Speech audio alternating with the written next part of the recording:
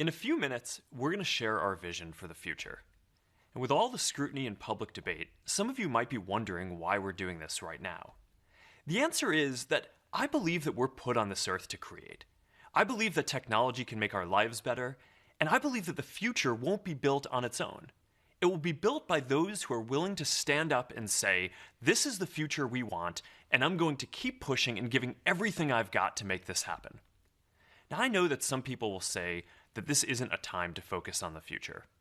And I want to acknowledge that there are important issues to work on in the present. There always will be. So for many people, I'm just not sure there ever will be a good time to focus on the future. But I also know that there are a lot of you who feel the same way that I do. We live for what we're building, and while we make mistakes, we keep learning and building and moving forward. So for all of you who share these values, I dedicate today to you. In my mind, you're the heroes in our society who push the world forward. And as long as I'm running this company, I will do my best to celebrate this spirit and absolutely go for it.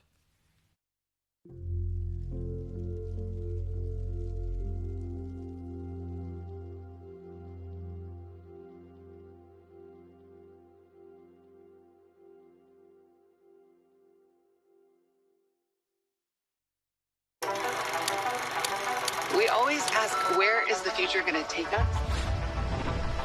But the real question is, where are we going to take the future?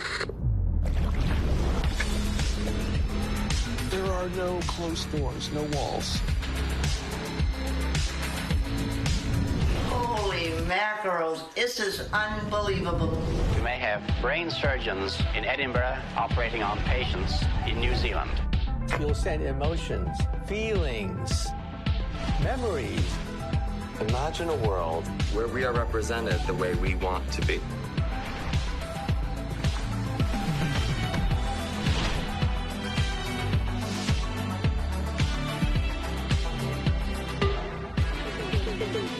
You know, in the future, it just feels like long distance won't be so distant. There's a big frontier. Where do you want to go?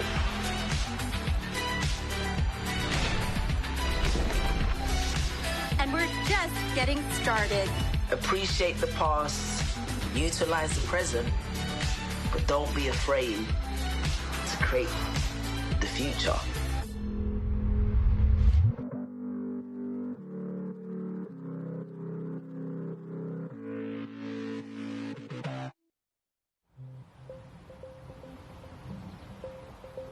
Hey, and welcome to Connect. Today, we're going to talk about the metaverse. I want to share what we imagine is possible, the experiences you'll have, the creative economy we'll all build, and the technology that needs to be invented, as well as how we're going to all do this together. The basic story of technology in our lifetimes is how it's given us the power to express ourselves and experience the world with ever greater richness. Back when I started Facebook, that mostly meant text that we typed on computers. Then we all got phones with cameras, and the internet became much more visual. And recently, as connections got faster, video has become the main way that we experience content. We've gone from desktop to web to phones, from text to photos to video, but this isn't the end of the line. The next platform and medium will be even more immersive, an embodied internet where you're in the experience, not just looking at it. And we call this the metaverse. And you're going to be able to do almost anything you can imagine. Get together with friends and family, work, learn, play, shop, create, as well as entirely new categories that don't really fit how we think about computers or phones today. Now, since we're doing this remotely today, I figured let's make this special. So we've put together something that I think is really going to give you a feeling for what this future could be like. We believe the metaverse will be the successor to the mobile internet. We'll be able to feel present, like we're right there with people, no matter how far apart we actually are. We'll be able to express ourselves in new, joyful, completely immersive ways, and that's going to unlock a lot of amazing new experiences. When I send my parents a video of my kids, they're going to feel like they're right in the moment with us, not peering through a little window. When you play a game with your friends, you'll feel like you're right there together in a different world, not just on your computer by yourself. And when you're in a meeting in the metaverse, it'll feel like you're right in the room together, making eye contact, having a shared sense of space, and not just looking at a grid of faces on a screen. That's what we mean by an embodied internet. Instead of looking at a screen, you're going to be in these experiences. Everything we do online today, connecting socially, entertainment, games, work, is going to be more natural and vivid. This isn't about spending more time on screens. It's about making the time that we already spend better. Screens just can't convey the full range of human expression and connection. They can't deliver that deep feeling of presence. But the next version of the internet can. That's what we should be working towards. Technology that's built around people and how we actually experience the world and interact with each other. That's what the metaverse is all about. Now, the best way to understand the metaverse is to experience it yourself, but it's a little tough because it doesn't fully exist yet. Some of the basic building blocks are here, though, and others are starting to emerge as we speak. We're starting to get a sense of how it could all come together and what it could feel like. So today we're going to do something a little bit different. Rather than just focusing on this year's products like a normal keynote, we're going to talk about the future. So let's start by exploring what different kinds of metaverse experiences could feel like, starting with the most important experience of all, connecting with people.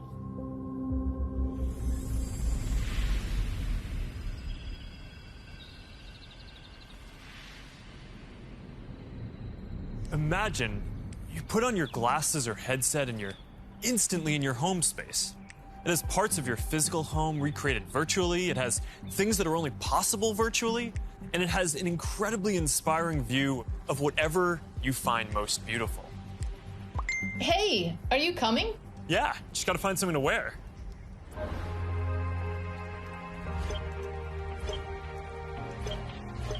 All right, perfect. Boy. Oh, hey, Mark. Hey, what's going on? Hi, Mark. What's up, Mark? Whoa, we're floating in space? Uh-huh. Who made this place? It's awesome. Right? It's from a crater I met in LA. This place is amazing. Boz, is that you? Of course it's me. You know I had to be the robot, man. I thought I was supposed to be the robot. Whoa. I knew you were bluffing. Hey, wait. Where is Naomi? Let's call her. Naomi. Hey, should we deal you in? Hey, sorry I'm running late, but you've got to see what we're checking out. There's an artist going around Soho hiding AR pieces for people to find. 3D street art? That's cool. Send that link over so we can all look at it. This is stunning. Dude, that is something. That's awesome. Wow. I love the movement. Wait, it's disappearing. This is amazing. Hold on. I'll tip the artist and they'll extend it. Wow. Brilliant. If you guys like it here, I have another room that you're gonna love. Check out this forest room. Huh, let's see it. Koi fish that fly? That's new. This is wild. Hey, one sec, Boz. It's Priscilla. Hey, you have to see this. Beast is going crazy. Oh, I love that guy. We've got to show that to the kids. Can you also send that to my dad? I'll message him. All right, see you at home. This place is great, Boz, but there's something I got to get back to. All right, so that's a glimpse of a few ways that we're going to be able to get together and socialize in the metaverse. It's a ways off, but you can start to see some of the fundamental building blocks take shape. First, the feeling of presence. This is the defining quality of the metaverse. You're going to really feel like you're there with other people. You'll see their facial expressions, you'll see their body language, maybe figure out if they're actually holding a winning hand. All the subtle ways that we communicate that today's technology can't quite deliver. Next, there are avatars, and that's how we're going to represent ourselves in the metaverse. Avatars will be as common as profile pictures today, but instead of a static image, they're going to be living 3D representations of you. Your expressions, your gestures, that are going to make interactions much richer than anything that's possible online today. You'll probably have a photorealistic avatar for work, a stylized one for hanging out, and maybe even a fantasy one for gaming. You're going to have a wardrobe of virtual clothes for different occasions, designed by different creators and from different apps and experiences. Importantly, you should be able to bring your avatar and digital items across different apps and experiences in the metaverse. Beyond avatars, there is your home space. You're going to be able to design it to look the way you want, maybe put up your own pictures and videos and store your digital goods.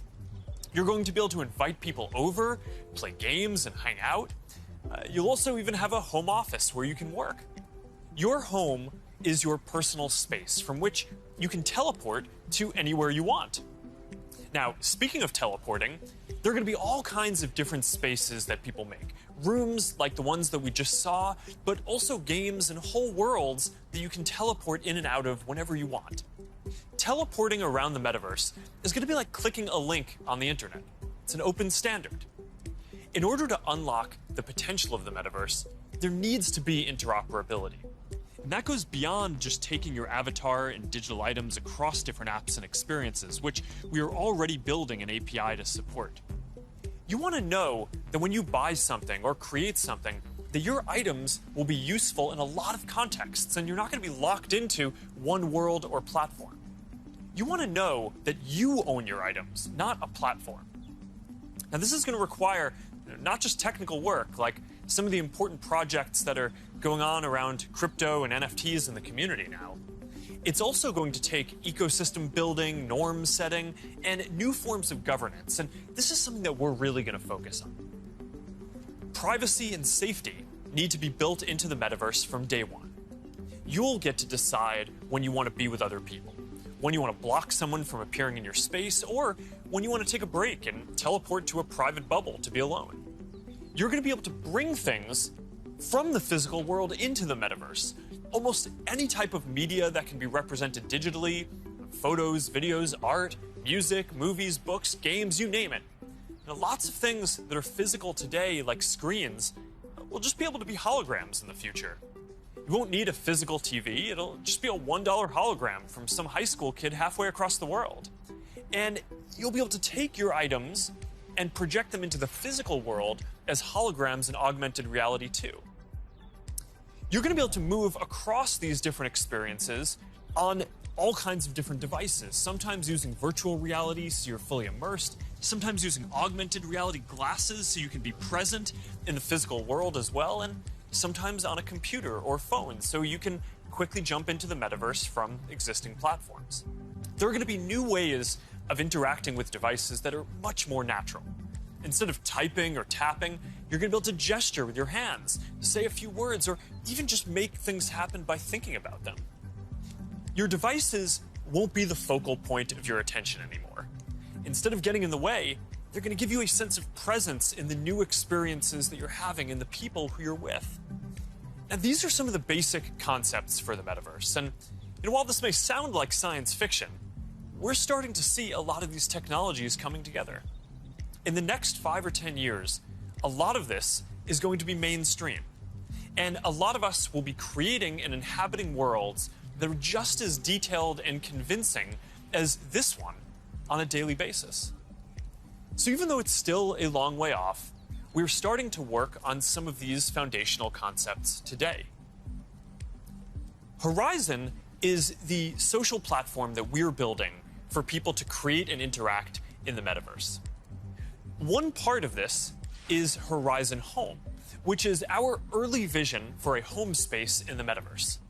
Horizon Home is the first thing that you'll see when you put on your Quest headset. Today, there are already a bunch of options to choose from, and in the future, anyone will be able to create one. We've just called it Home until now because it's been missing something very important: people.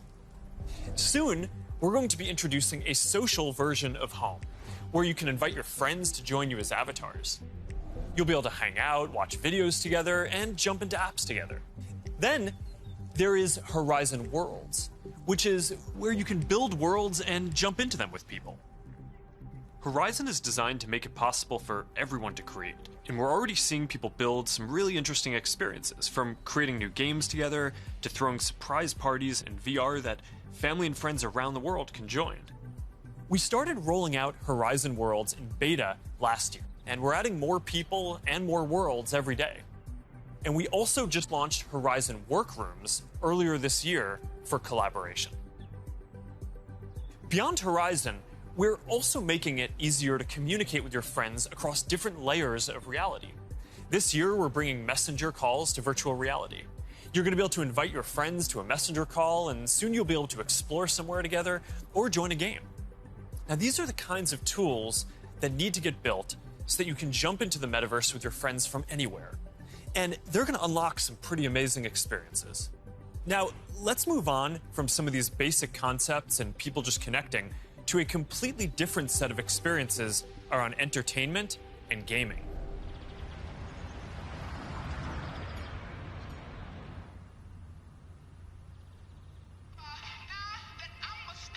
Imagine your best friend is at a concert somewhere across the world. What if you could be there with her? I'm packing all my sneakers. I never had a car. Yo. You're here! Tell it like it is. Tell what you love, how you live. When you're doing what you do. Just tell the truth. Just tell it, just tell it, just tell it, just tell it.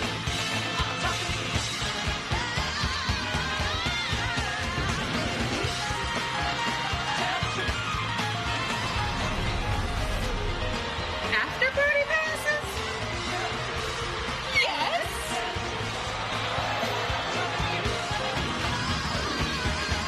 I want you to tell it like it is. Tell what you love, how you live. When you're doing what you do. Just tell the truth.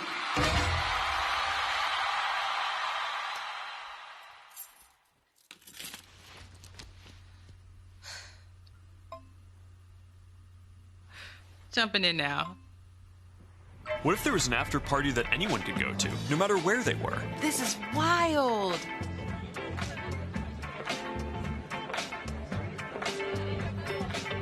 Hey, check this out. Charity auction happening. Oh, there's swag. And when you go to the after party, you could connect with other fans, hear new versions of your favorite songs, and check out the merch that just dropped. Ooh, I like that one. Well, now you gotta get it. You can start to see how the metaverse is going to enable richer experiences by letting us add new layers to the world that we can interact with. Creators and artists are going to be able to connect with their audiences in new ways and really bring them into these shared experiences. Now, there's a lot that needs to get built to create experiences like this, but we're working on some of these pieces right now with Spark AR. First, we're building tools that creators can use to place digital objects into the physical world and let people interact with them. And rather than just simple visual effects, new creator capabilities will support 3D objects that can respond and react realistically, including a realistic sense of depth and occlusion. In the next year, we're also adding the ability for creators to connect different physical locations into cohesive augmented reality storytelling experiences, like guided tours or scavenger hunts. We're also building a Horizon marketplace, where creators can sell and share 3D digital items. And our hope is that this will enable a lot more commerce and help grow the overall metaverse economy. Because at the end of the day, it is really the creators and developers who are going to build the metaverse and make this real. And to make sure that there's an ecosystem that can sustain hundreds of thousands of people working on this, which is what we're going to need to bring this to life, then it's critical that creators and developers can make a good living doing this work. Now, if you ask people today what they thought the metaverse was, a lot of people would probably say it was a Spider-Man movie. But the people who actually follow the space would say it's about gaming. And that's because gaming provides many of the most immersive experiences, and it is the biggest entertainment industry by far. Gaming in the metaverse is going to span from immersive experiences in fantasy worlds to bringing simple games into our everyday lives through holograms. Maybe you'll play old games in new ways. So, Barcelona, huh? Well, it's not New York, but I like it. New York misses you. What's that? I said, let me put my game face on so I can beat you. Okay. Check. I gotta try another game face next time. Maybe you'll go head-to-head with players from around the world. It's like a shop. Some call it skill. Keep talking. Or maybe you'll do things that aren't even possible in gaming today.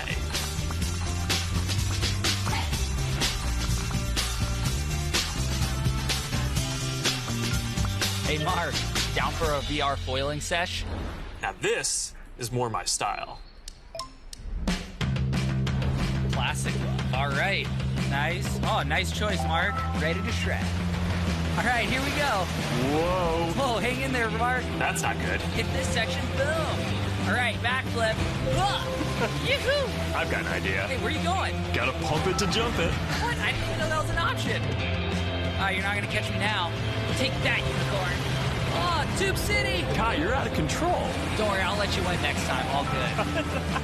Oh, that was a close one. You want to go again? Maybe later. I'm gonna need a lot more sunscreen, though. Oh, man. Well, gaming is how a lot of people are going to step into the metaverse for the first time. It already has some of the most fully built-out digital goods and the most active creator and developer communities, and major platforms like Epic are working to build out the metaverse, starting with gaming. For our part, we're heavily investing in building a healthy VR and AR ecosystem, so the game studios can keep building and gaming creators can keep creating. Now, Deb from our studios team is joining me. Deb, do you want to take us through some of the exciting games in the pipeline for Quest? Absolutely. Over the years, we've had the opportunity to work with incredible developers like Vertigo Games, the studio behind fan favorite Arizona Sunshine. I love Arizona Sunshine. That game basically got me and my friends through the first few months of the pandemic. That's awesome. If you enjoyed that, Mark, I think you'll be excited that we're partnering with Vertigo on 5 more great games from Deep Silver and others. We'll share more about this lineup very soon. Nice. What else is coming? Well, the metaverse is constantly evolving. So one of the most important aspects will be live service games that launch updates and new downloadable content regularly, like Echo VR, Beat Saber, Onward, Pistol Whip, and more. We're focused on this a lot right now, making sure games can build out active communities. Beat Saber has a passionate community. Oh, I love Beat Saber. So do I. And Beat Saber just passed $100 million in lifetime revenue on Quest alone. It's a great example of a game that keeps releasing fresh content. They've actually been working on evolving the way that you interact with the tracks and feel the music. Also, the team has been working on something really cool. Check this out.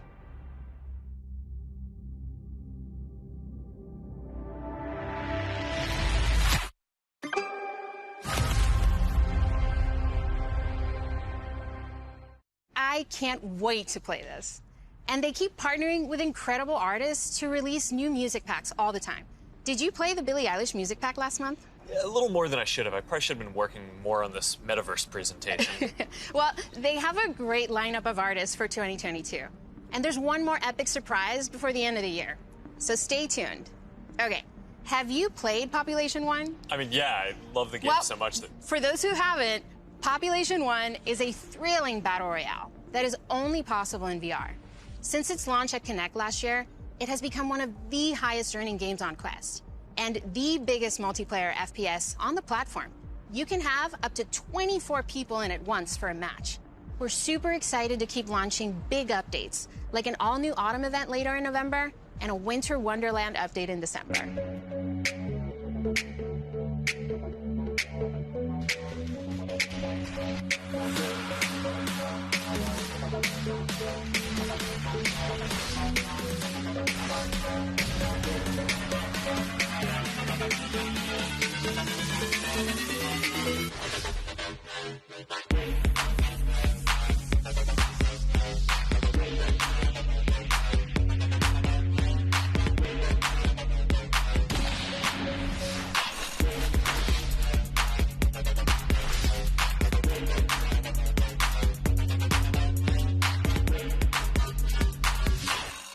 Okay, here's something I know our community has been waiting for. Lay it on us. All right, this is a title from the Warp Frog team. This is the team that set the standard for VR combat physics when it launched on Rift in 2019. That's right, Blade and Sorcery Nomad, the built for VR medieval fantasy sandbox that pairs magic with melee, is launching on Quest later this year.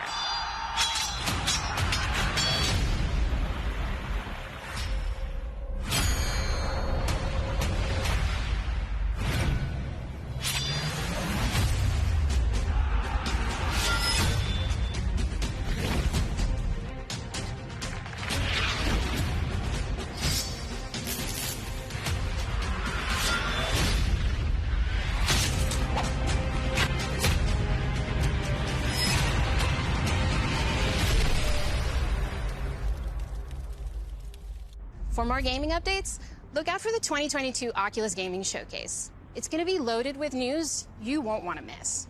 But Mark, I believe you have some news for us as well. Yeah, you know, I have to say, it's really impressive to see this lineup come together over the last few years, but there's one project that I'm really looking forward to. Yeah, this is one of the all-time greats, and we've been working for years to bring it to Quest. I'm excited to announce that the Rockstar Games classic Grand Theft Auto San Andreas is in development for Quest 2. This new version of what I think is one of the greatest games ever made will offer players an entirely new way to experience this iconic open world in virtual reality.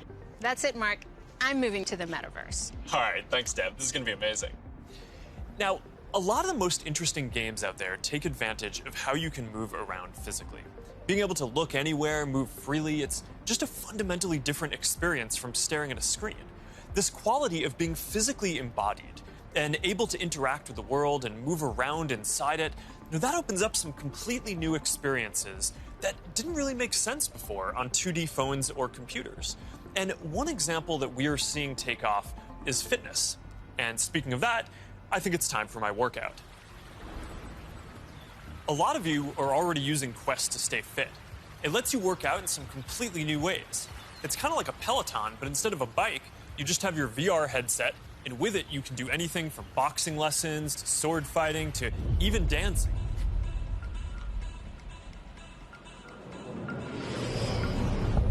You'll be able to work out in new worlds, even against an AI.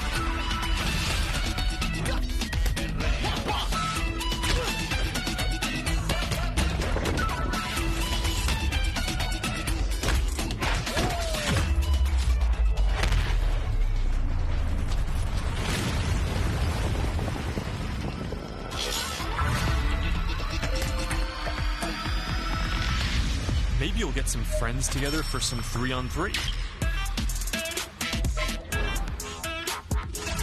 Maybe play pickup with people on the other side of the world.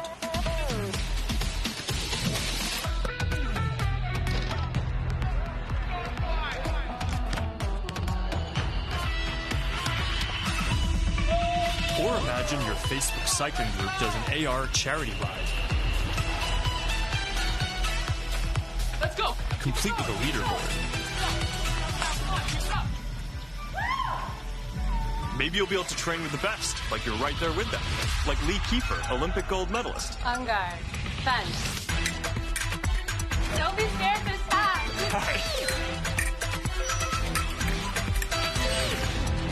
You seem like a natural. Whoa. All right, that's a little too realistic. See you later, Lee. That was fun. Good job, Mark. And that's what fitness will be like in the metaverse.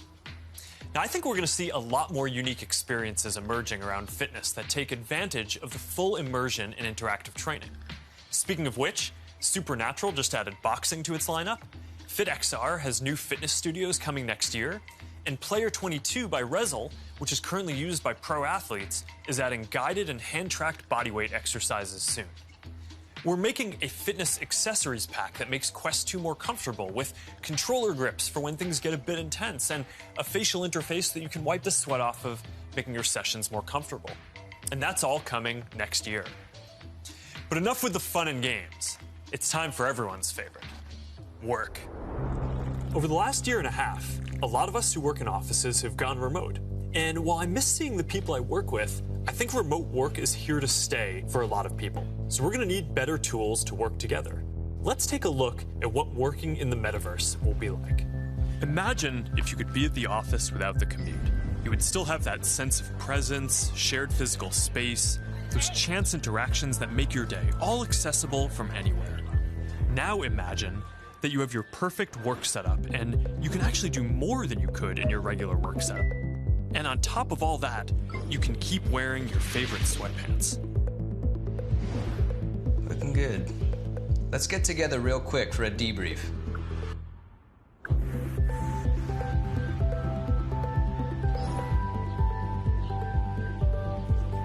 I'm free now. Let's jump in. Hi. Hey. So what do we think?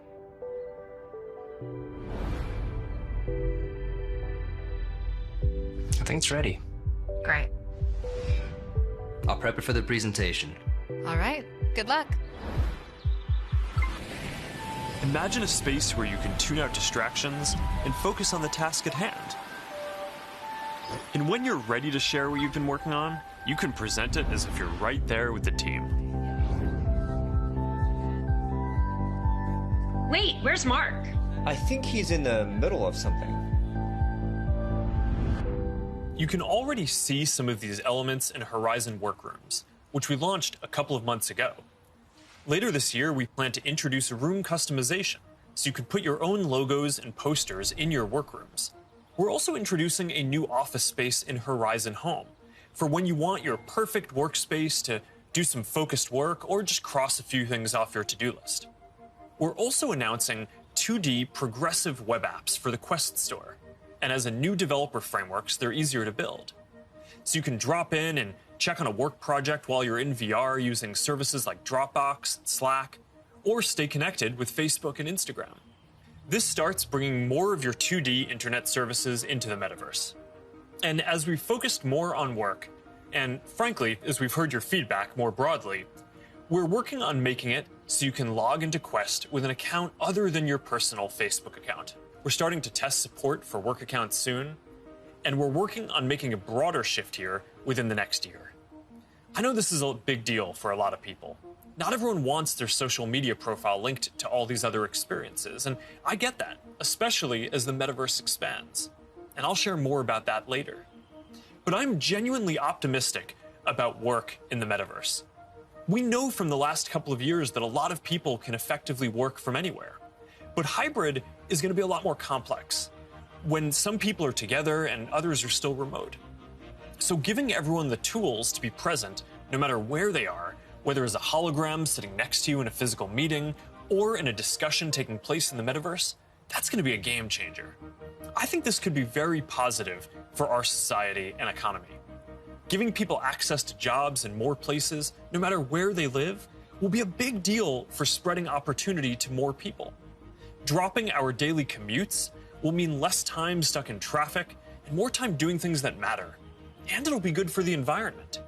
Actually, if you travel for work and working in the metaverse means that you just take one less flight each year, that's probably better than almost anything else that you can do for the environment.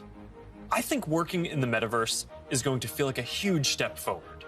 And these dynamics, like the ability to teleport places with people and interact around shared projects in virtual space, they're going to be valuable in a lot of other categories of experiences too. So now Marnie, our Chief Business Officer, is going to take us through some of them. Thanks, Mark. We'll see you in a minute. What if you could learn about anything in the world just by bringing it closer to you? So, we're gonna have an astrophysicist in the family. Actually, I have to write this paper. Will you help me? Let's take a closer look. What part of the solar system are we talking about? Saturn. If you were taking astrophysics, you could study in the metaverse. Did you know the rings are made up of billions of icy particles? Really? Look at this.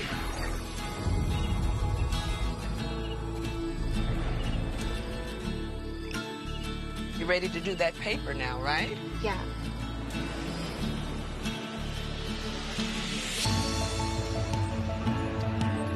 In the metaverse, you'll be able to teleport not just to any place, but any time as well. Ancient Rome. Imagine standing on the streets, hearing the sounds, visiting the markets, to get a sense of the rhythm of life over 2,000 years ago. Imagine learning how the Forum was built by actually seeing the Forum get built right in front of you.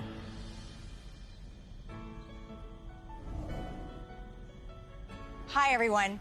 I'm Marnie Levine. In the metaverse, learning won't feel anything like the way we've learned before.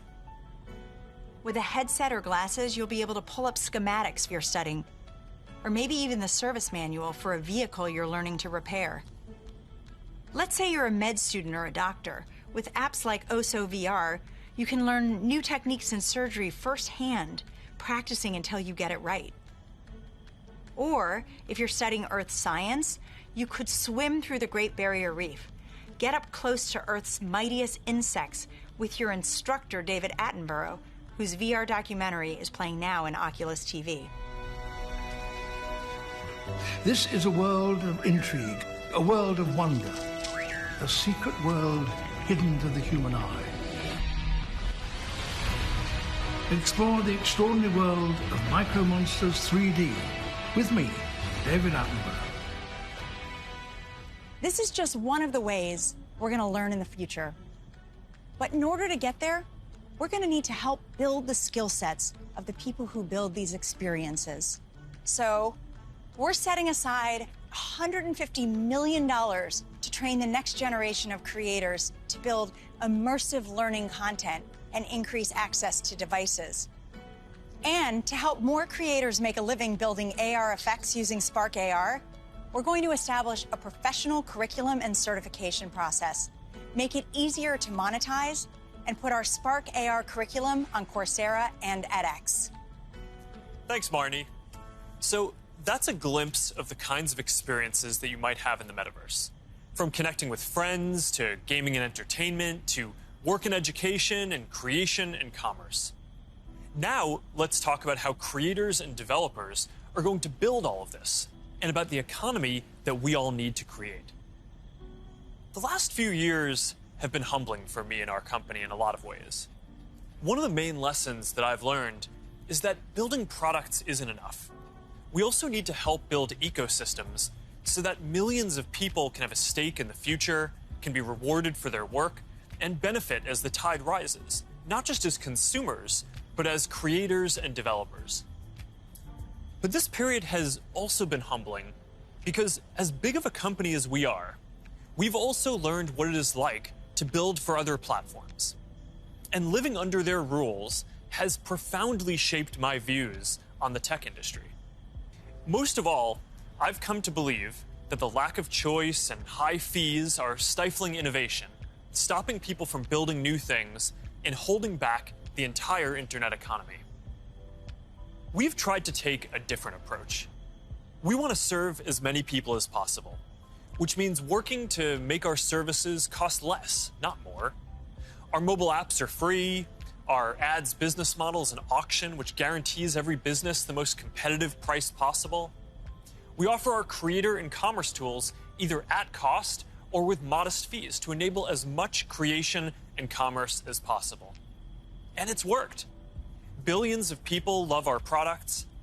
We have hundreds of millions of businesses on our platform, and we have a rapidly growing ecosystem and a thriving business. That's the approach that we want to take to help build the metaverse too. We plan to continue to either subsidize our devices or sell them at cost to make them available to more people. We'll continue supporting sideloading and linking to PCs so consumers and developers have choice, rather than forcing them to use the Quest store to find apps or reach customers. And we'll aim to offer developer and creator services with low fees in as many cases as possible, so we can maximize the overall creator economy, while recognizing that to keep investing in this future, we'll need to keep some fees higher for some period to make sure that we don't lose too much money on this program overall. After all, while a growing number of developers are already profitable, we expect to invest many billions of dollars for years to come before the metaverse reaches scale.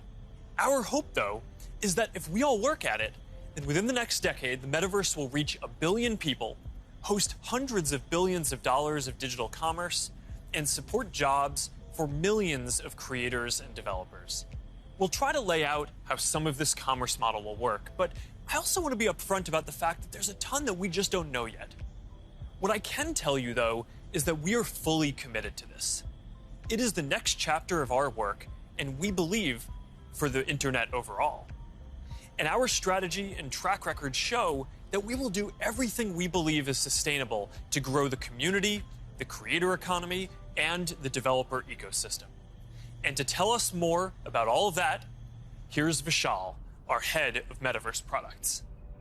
Thanks, Mark. As you said, our approach is to serve as many people, creators, and businesses as we can by keeping fees as low as possible and offering choice. As a company, we have been investing in commerce and creators for many years. But let me take a moment and explain how this will all come to life in the metaverse. For people, the metaverse will offer more choice than we've ever seen before.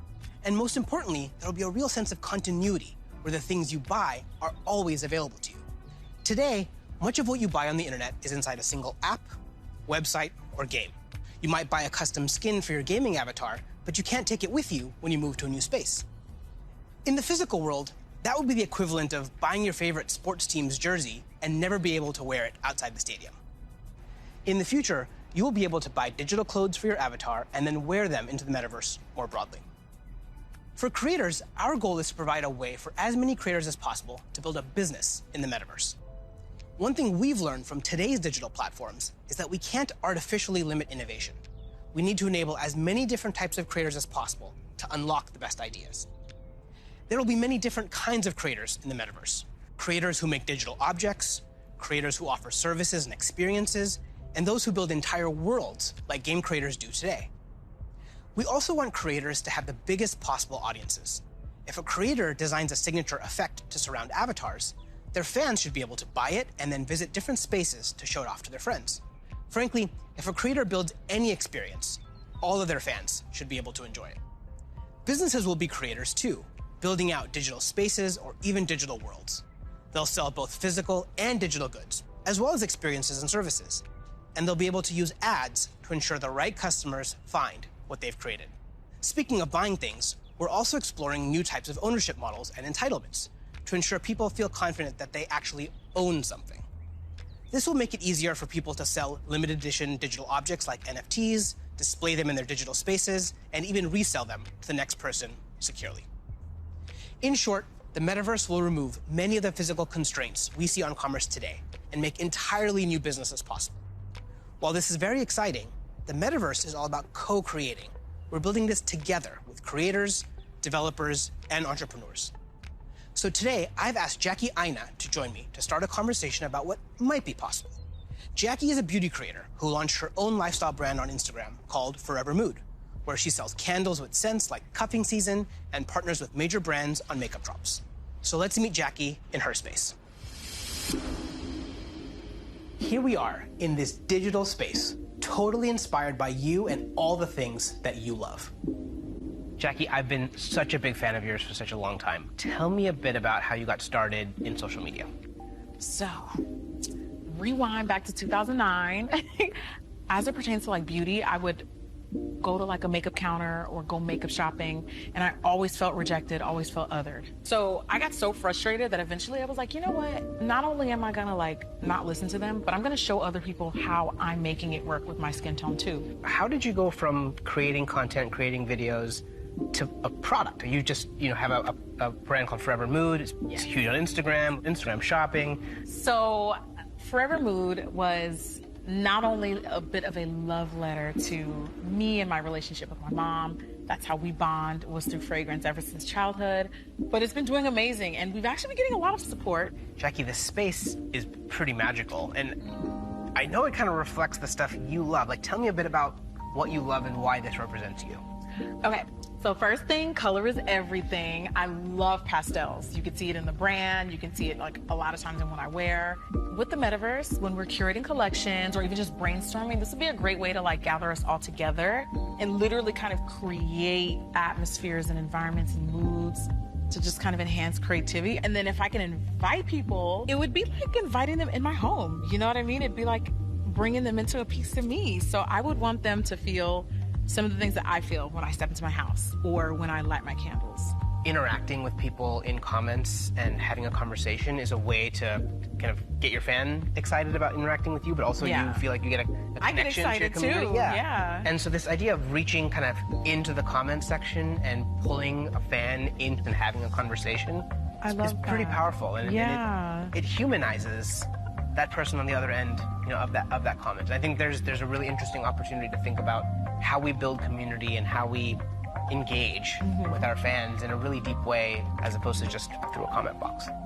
Imagine for your biggest fans, you could have an exclusive launch party where anyone could visit, no matter where they were in the world. I love that, because when we first launched the brand, everything was shut down because obviously quarantine, couldn't go anywhere.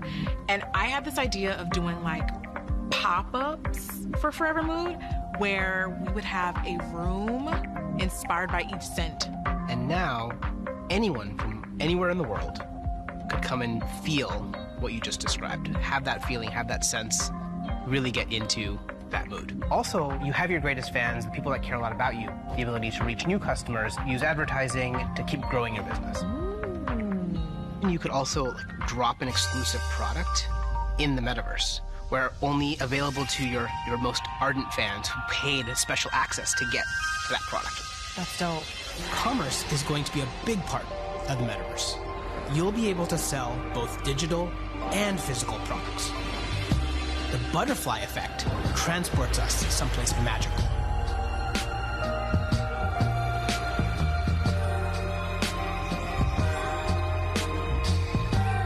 So beautiful. So Jackie, as we walk through this amazing world, what does the metaverse mean to you? I just feel like this is like endless possibilities of my imagination. I can't even begin to imagine how meaningful the metaverse will be thanks to creators like you.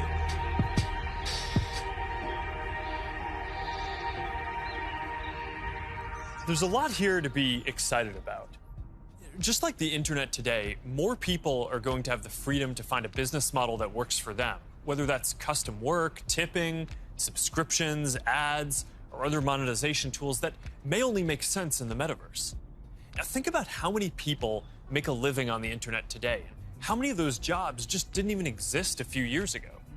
I expect that the metaverse is going to open up lots of opportunities for people in the exact same way. Now, we have confidence in this general direction, and we're investing significantly in building for this future, but the reality is that no one knows exactly which models are going to work and make this sustainable.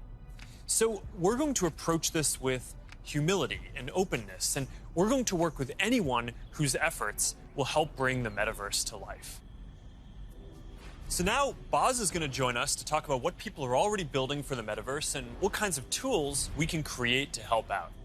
Hey Boz, I'm still kind of jealous of your robot avatar. Yeah, man, you gotta have the robot when you're working your dance moves, right? I mean, of course. Look, Mark, we've been working on Facebook Reality Labs for a long time, but we always kept the same vision, which is that we want to build tools that help people feel connected anytime, anywhere. And that vision is what drives us today, to help people get together in virtual spaces. We've come a long way since the early days of VR, thanks to the developers and the creators who see the potential to entertain and to educate. But of course, we still have a lot farther to go. So to keep the pace of innovation moving faster and empower more use cases, we do have a few exciting announcements. Today, we're introducing the Presence platform, which is a broad range of machine perception and AI capabilities that empower developers to build mixed reality experiences on Quest 2. You want to tell us more about the Presence platform? Yeah, we've said before that realistic presence is the key to feeling connected in the metaverse. And the Presence platform's capabilities are what's going to deliver on that promise. Things like environmental understanding, content placement and persistence, voice interaction, standardized hand interactions. In fact, let's start with hands. I mean, the human hand is an engineering marvel. And bringing hands into VR was no easy feat. It required a lot of collaboration against product, design, research, but we continue to improve that product, finding new ways to navigate with gestures and interact with VR. So today, we're introducing the Interaction SDK, a library of modular components that will make it easy to add hand interactions to your apps. That's pretty exciting. Yeah, we really think this is going to help people accelerate the build time for new and existing titles that allow people to use their hands more naturally in more virtual experiences. Now, in addition to hands, there's another exciting interaction space for VR. That's your voice. The Voice SDK lets developers integrate voice input into their games and apps so they can create new gameplay and navigation. So soon, you'll be able to jump into a FitXR workout and shake up your routine just by saying, "Surprise me." Oh, yeah, I've tried this one before. This one's really tough. Yeah, me too. It is. Since we launched the Pass-Through API, we've already seen breakthrough experiments from developers that blend the virtual and the real world. Soon, with our next SDK release, developers will be able to ship their mixed reality apps on the Oculus Store and an App Lab. Now, of course, access to pass-through by itself is not enough. To achieve that rich mixed reality experience, apps also need to be aware of things in the room and, blend the virtual objects with the physical environment around them so they can coexist in the same space. So developers want to be able to place, persistent world-locked content like animated holograms or your Instagram feed in your real space. And tools like spatial anchors and scene understanding capabilities will help make these mixed reality experiences feel seamless. Now, I'd gladly nerd out with you on the technical details of this with you. I know. But I think it's better to show you. Load the world beyond. This is Oppie. Oppie, come on, Oppie. Who is a good persistent state virtual object layered on an interactive pass-through environment? Oh, you are. Yes, you are. Oppie, sit. Pets in the metaverse, man. Just as stubborn as they are in the physical world. You know, Boz, I always really wanted a forest in my living room. Did you? Not really. I'm looking forward to how developers are going to be able to build a new generation of mixed reality experiences on Quest 2. And it also gives us a glimpse of the kind of worlds that people are going to be able to build. Now let's talk about augmented reality. With Spark, we really focused on those use cases that allow people to both stay engaged with the world around them, but also stay connected to the people that they're not around. And creators are really leading the way here. And we're doing everything we can to support them with our know-how, with our resources, and of course, with tools. And for more on that, I'd like to say hi to Sue, the product director at Facebook Reality Labs and the head of Spark AR. Thanks, guys. Spark AR is focused on building AR experiences that empower people to be more connected and at the same time, more present with the world around them. And creators are helping us build these experiences of today while exploring the possibilities of tomorrow.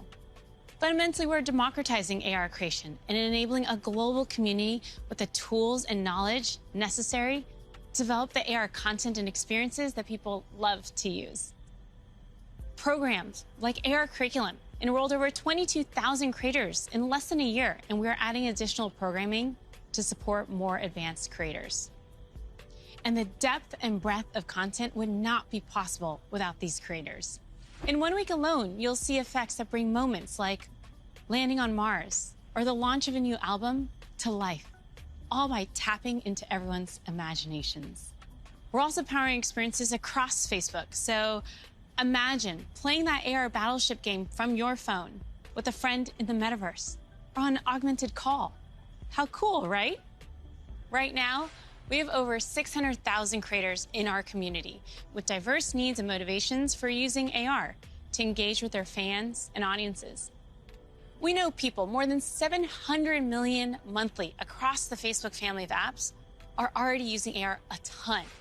We see over 80 billion effects applied per month, and we want to make it even easier for anyone to find their spark. So we created a tool, codenamed Polar, that makes AR creation possible for novice creators who have no prior experience in art, 2D or 3D design, or programming. Think paint by numbers. So creators whose first love might be photography, video, or dance can enhance their content for their own special effects. And that's an important piece of this vision and this community. It's open to anyone and everyone who's curious. And the metaverse is well positioned to be a strong digital economy for creators from all walks of life. This is primitive to a functioning metaverse. And we want to make sure creators are ready to share their creativity and capitalize on this emerging opportunity from day one. Thanks, Sue. So that's some of the software platform that needs to get built to deliver the metaverse. But there are other important considerations here too. Hey, Nick. Hey, Mark. Hope I'm not interrupting. You got a sec? Have you got Oppie with you? I think Oppie's still in the virtual forest, but I always have time for you. What's going on? Look, I just love the presentation so far. It's such visionary stuff. But as you mentioned early on, with all big technological advances, there are inevitably going to be all sorts of challenges and uncertainties. And I know you've talked about this a bit already, but people want to know how we're going to do all this in a responsible way, and especially that we play our part in helping to keep people safe and protect their privacy online. Yeah, that's right. This is incredibly important. The way I look at it is that in the past, the speed that new technologies emerged sometimes left policymakers and regulators playing catch-up. So on the one hand, companies get accused of charging ahead too quickly, and on the other, tech people feel that progress can't afford to wait for the slower pace of regulation. And I really think that it doesn't have to be the case this time round, because we have years until the metaverse we envision is fully realized. So this is the start of the journey, not the end. Like I said earlier, interoperability, open standards, privacy, and safety need to be built into the metaverse from day one. And with all the novel technologies that are being developed, everyone who's building for the metaverse should be focused on building responsibly from the beginning. This is one of the lessons that I've internalized from the last 5 years. It's that you really want to emphasize these principles from the start. So at Connect last year, Boz outlined our responsible innovation principles, and the first one was never surprise people. Right, and that means being transparent about how things work, what data is collected, and how that data is used over time. It also means giving people easy-to-use safety controls, as well as age guidance and parental controls for when youngsters are using these products. And we're spending a lot of time talking with experts and getting perspectives from outside the company on what we're building, even before we build it.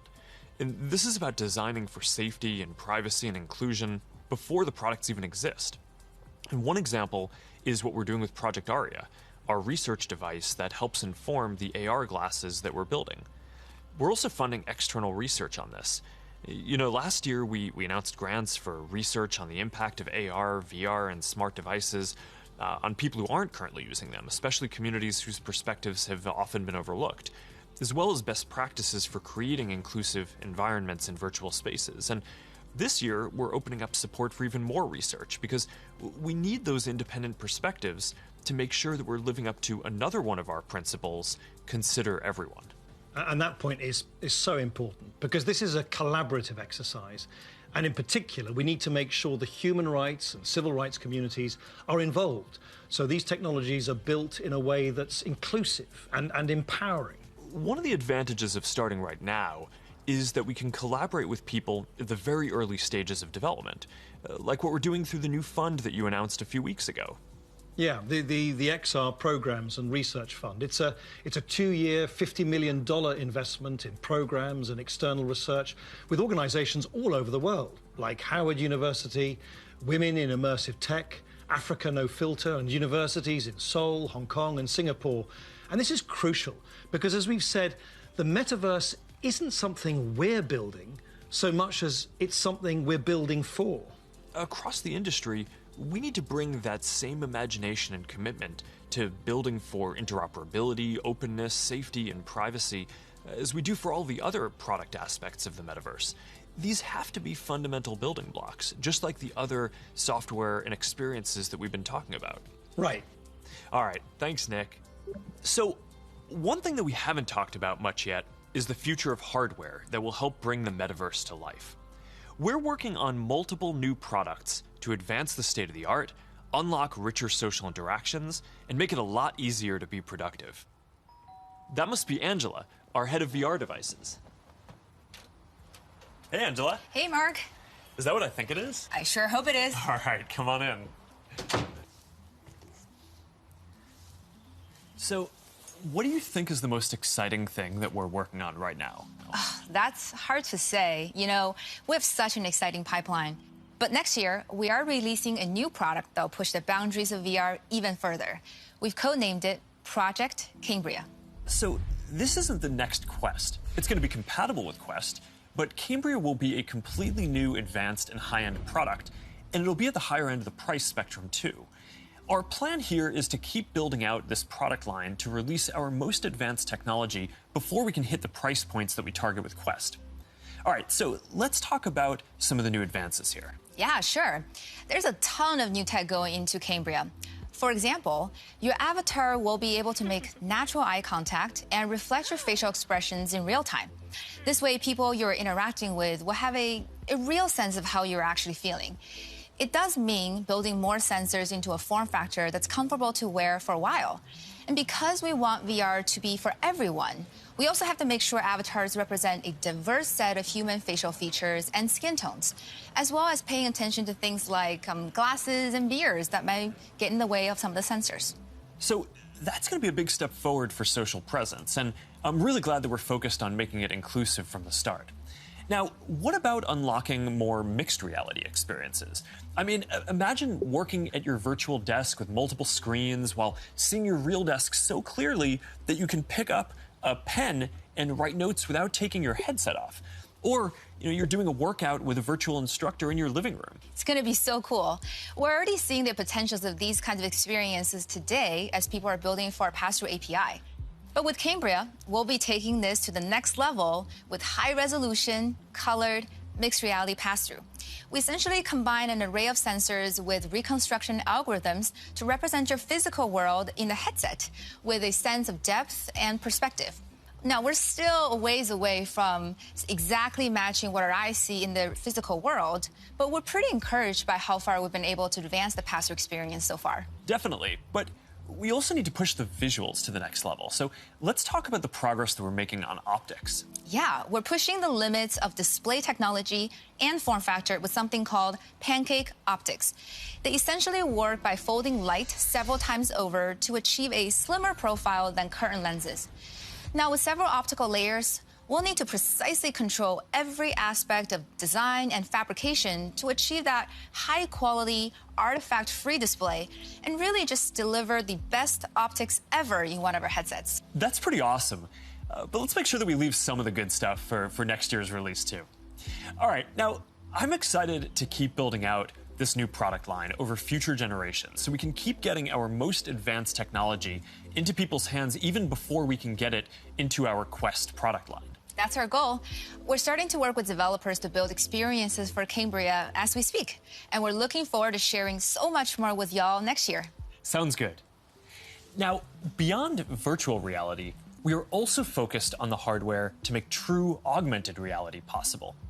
In a lot of ways, augmented reality is even harder, not just because we need to invent a completely new optical stack that's not based on screens, but because we basically need to fit a supercomputer into a pair of normal-looking glasses.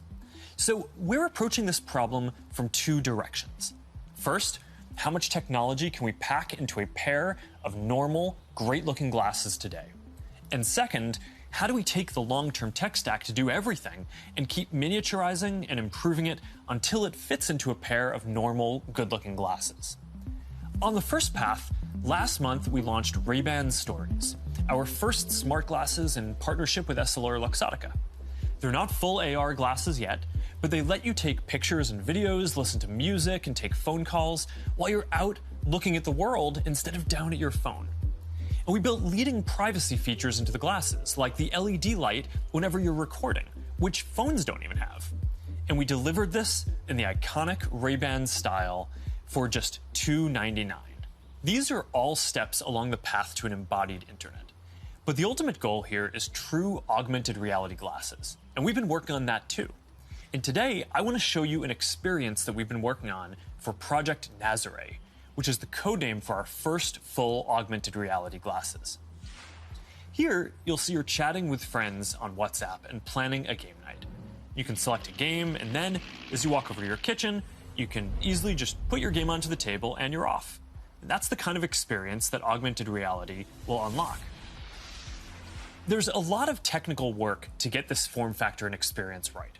We have to fit hologram displays, projectors, batteries, radios, custom silicon chips, cameras, speakers, sensors to map the world around you, and more into glasses that are about 5 millimeters thick. So we still have a ways to go with Nazare, but we are making good progress. I'm excited about our future roadmap, but even that's still early in a journey that's going to go on for decades. Immersive all-day experiences will require a lot of novel technologies. And for the last 7 years, our research team has been working on a broad array of technologies that are necessary for these next-generation platforms. Michael Abrash leads this team, and he's going to join me to talk about some of the future technology that we're developing. Hey, Michael, do you want to take everyone through our roadmap? Sure. That covers a lot of ground, though.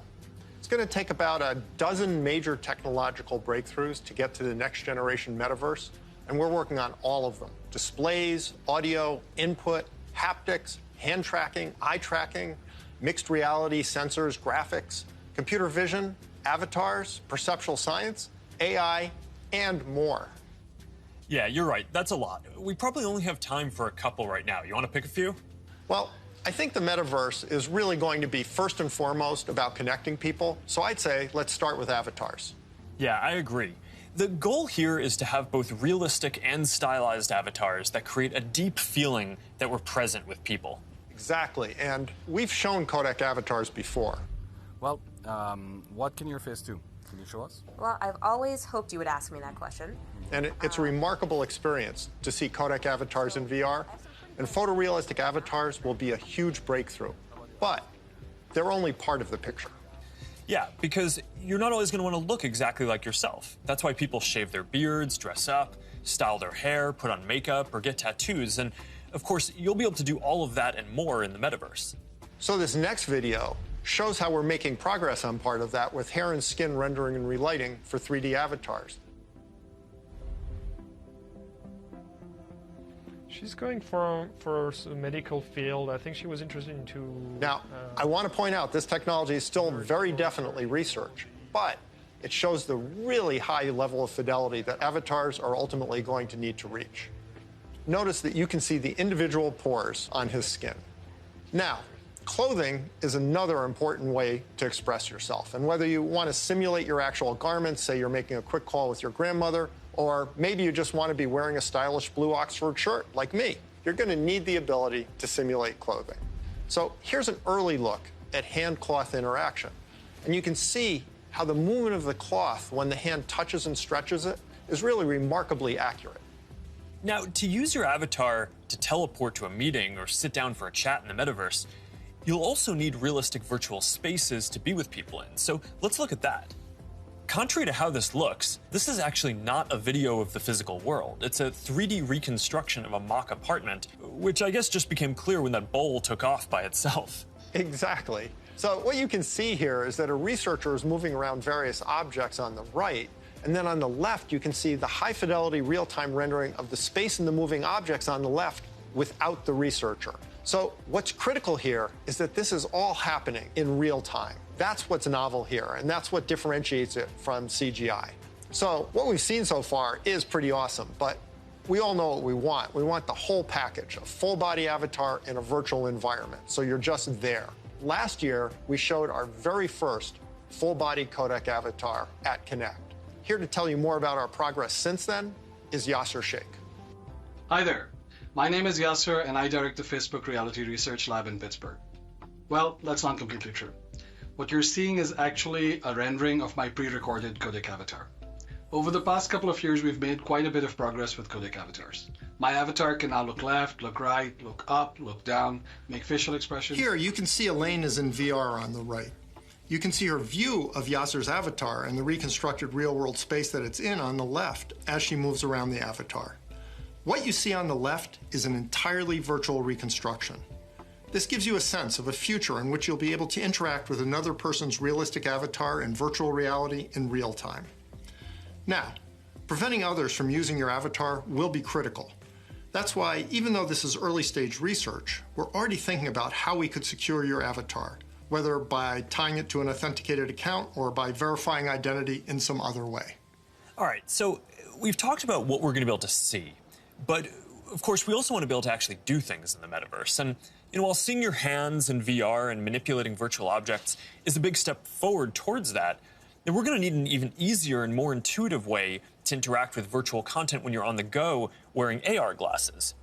And we believe that neural interfaces are going to be an important part of how we interact with AR glasses. And more specifically, EMG input from the muscles on your wrist combined with contextualized AI. It turns out that we all have unused neuromotor pathways, and with simple and perhaps even imperceptible gestures, sensors will one day be able to translate those neuromotor signals into digital commands that enable you to control your devices. It's pretty wild. So let's take a look at what EMG input is going to be able to do and where we are with it today. This video shows some of the ways that we think that wrist-based neural interfaces can provide an important input tool for AR glasses. So at first, that input is going to just be around enabling basic gestures, click, scroll, select.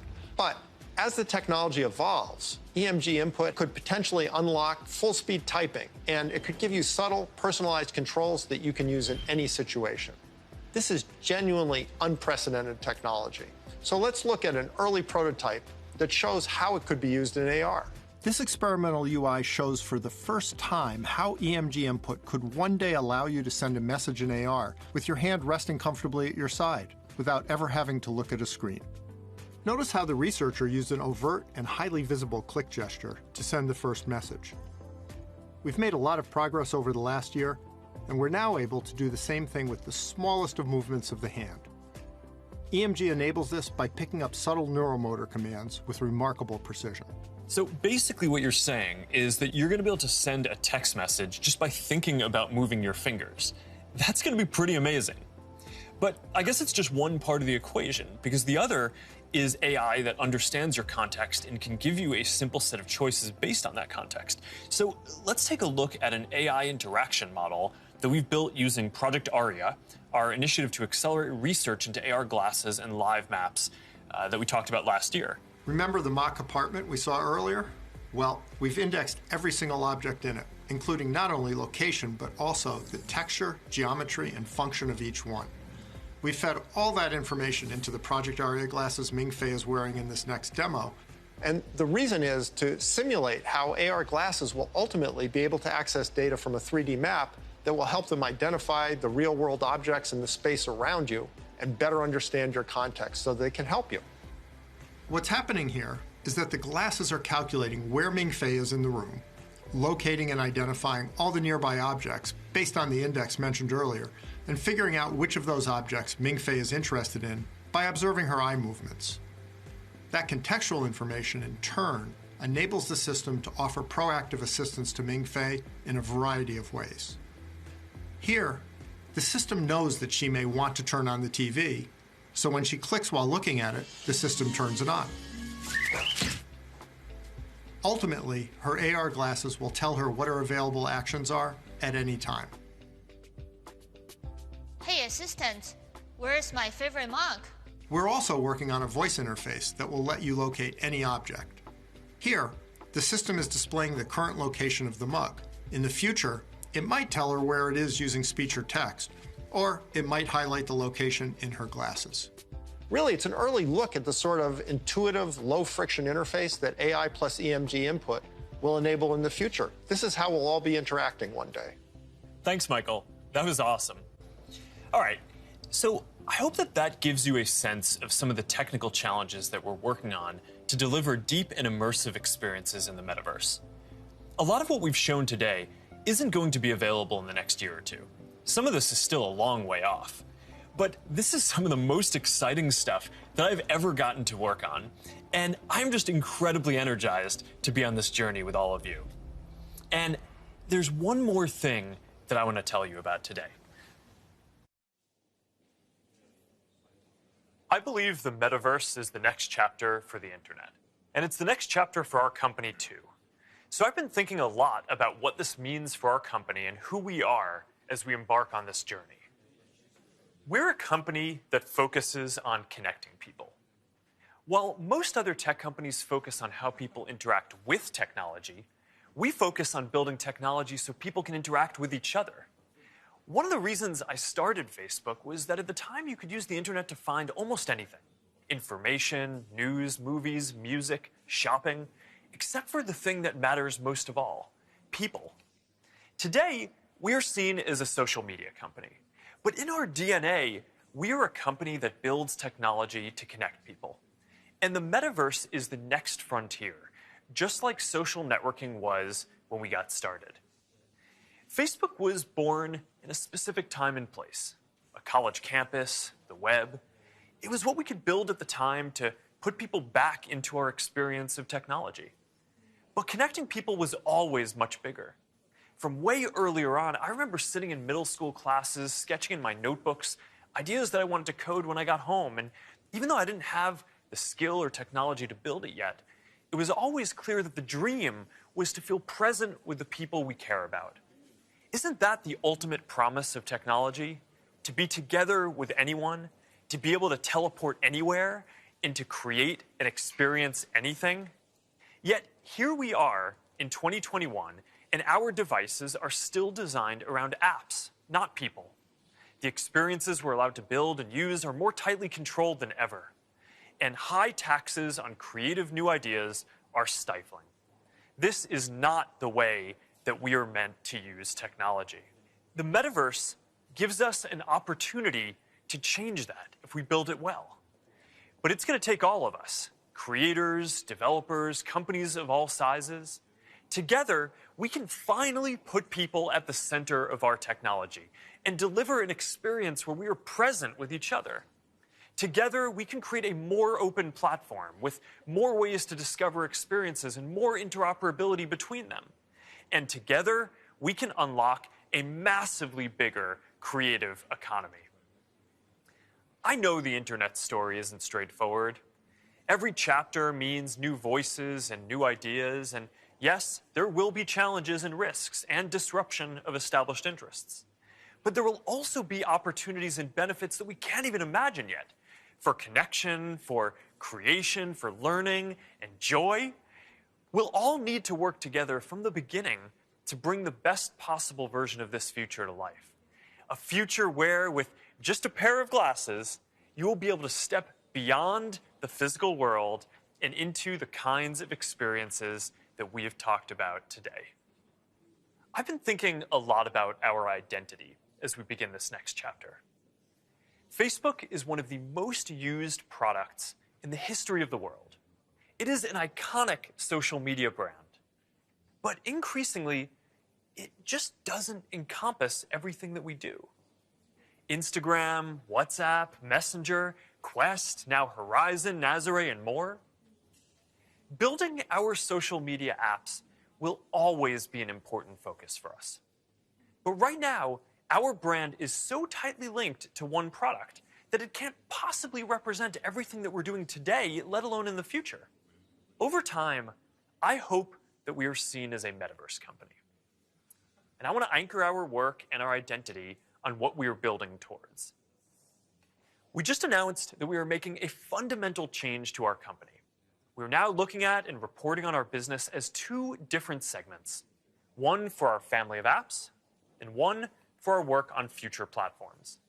And as part of this, it is time for us to adopt a new company brand to encompass everything that we do. To reflect who we are and what we hope to build, I am proud to announce that starting today, our company is now Meta. Our mission remains the same. It's still about bringing people together. Our apps and their brands, they're not changing either. And we are still the company that designs technology around people. But now we have a new North Star to help bring the metaverse to life. And we have a new name that reflects the full breadth of what we do and the future that we want to help build. From now on, we're going to be metaverse first, not Facebook first. That means that over time, you won't need to use Facebook to use our other services. And as our new brand starts showing up in our products, I hope that people come to know the Meta brand and the future that we stand for. I used to love studying classics, and the word meta comes from the Greek word meaning beyond. For me, it symbolizes that there is always more to build. There's always a next chapter to the story. And for us, that's a story that started in a dorm room and grew beyond anything we could imagine, into a family of apps that people use to find one another, to find their voice, to start businesses and communities and movements that have changed the world. I'm proud of what we've built so far and excited about what comes next as we move beyond what's possible today, beyond the constraints of screens, beyond the limits of distance and physics, and towards a future where everyone can be present with each other, create new opportunities, and experience new things. It's a future that is beyond any one company, that will be made by all of us. We've built things that have brought people together in new ways. We've learned a lot from struggling with social issues and living under closed platforms. And now it is time to take everything that we have learned and help build the next chapter. I am dedicating our energy to this more than any other company in the world. And if this is the future that you want to see, then I hope that you will join us.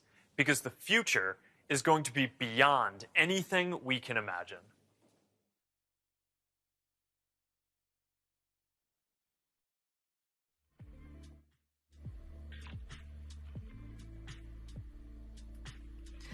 Wow, wow, wow. I hope everyone was sitting down for that announcement. Never a dull moment around here, and I, for one, am already planning how